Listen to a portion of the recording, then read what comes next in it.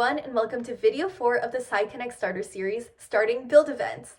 Build events can be really intimidating for a lot of people. However, we're going to try to break it down to make it as least stressful as possible.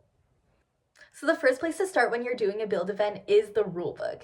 Inside of the rulebook, it'll start with the event parameters, which will indicate what materials are allowed for the build event and what you expect. Next, there's going to be construction parameters. This is basically the exact dimensions, what materials, what they expect to see in your build device, and should kind of be your guideline throughout the whole time you're building. In addition, you'll see a section on the competition area, which will essentially specify how you're going to be competing in this event. After that, you'll see a section on scoring, which will show how you'll be scored, whether it's on distance from a specific target, time, etc. All of the details will be right in the rulebook. Starting the build and the prototype is often the hardest part, and the brainstorming can be really stressful. Some place to start is definitely scioli.org. On all of their Wikipedia pages for build events, they often have examples of what you can build and links to other websites that give you instructions on how to build a simple device. One of my favorite places to go when I'm brainstorming is YouTube.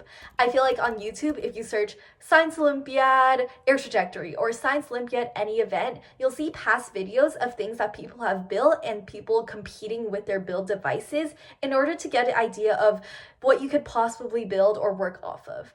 In addition, the Scioli forums are often discussing build events, and you can check those out for different text channels and images of things you could build.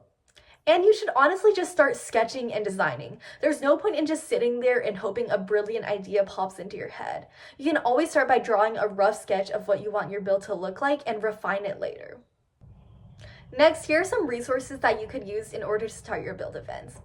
A lot of build events have kits online that you can buy, which essentially come with the parts you need in order to make a working build device, but not necessarily an amazing one.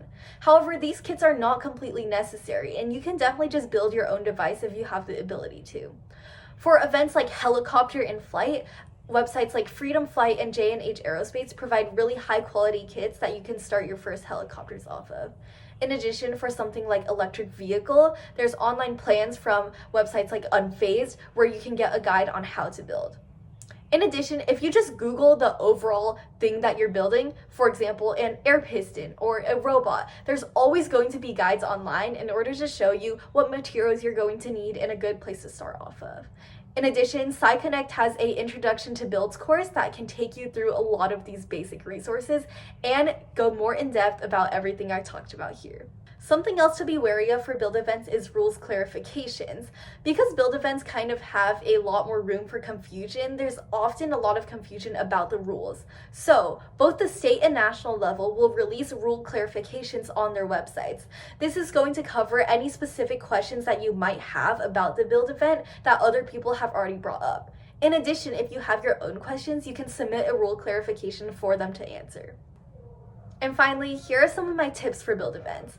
First of all, testing is the most important thing. You want to start testing your builds early and often. You don't have to have an amazing build in order to start testing. You should test your earliest prototype in order to understand how it works and how to improve it. In addition, when you're testing, make sure to only change one variable at a time so you know exactly what is changing and how to make it better. An unfinished and imperfect build device, in my opinion, is way better than nothing. If it's the night before a competition and you still can't get something to completely work, you should still show up to the competition with something, just something. As long as you have a build device and you're working on it, it's only going to improve over time and get better.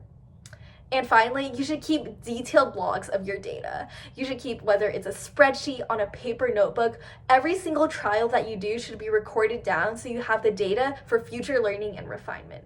And finally, check out our Builds Overview course on SciConnect, which will go over all of this information, but in a lot more detail.